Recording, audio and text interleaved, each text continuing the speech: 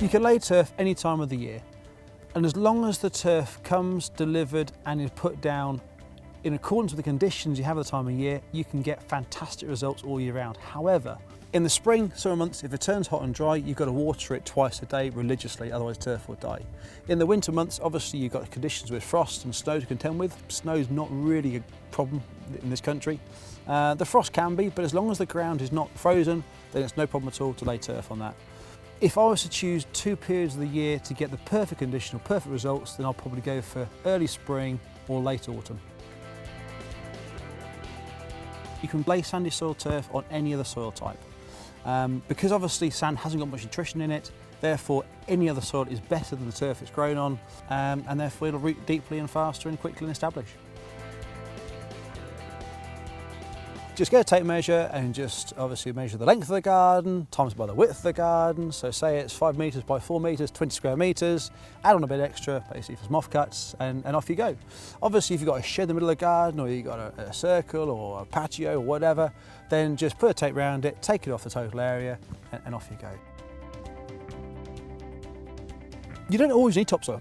As long as you had sort of 12 inches of free draining soil, that would allow the roots to one, get down to penetrate to get enough water, and secondly to get down to get enough nutrition to provide the lawn with what it requires. Topsoil is ideal for levelling things off, but we recommend, in order to try and get a nice smooth level lawn, it's a lot easier and better to try and get that level right before you put the turf down.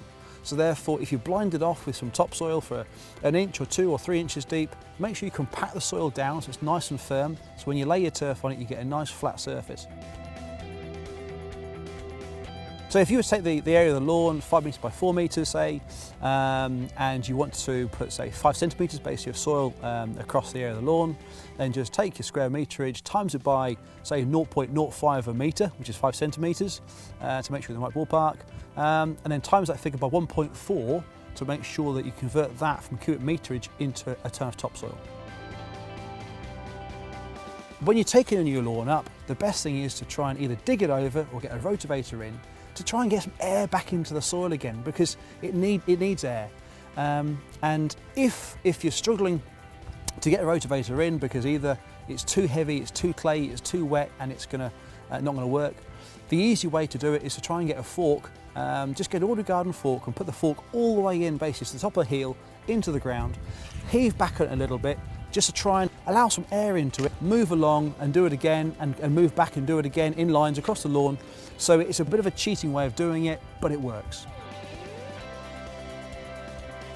So in terms of ordering turf, it's really, really easy. Just give us a ring on the phone and we'll answer all the questions you have, and we're here to help.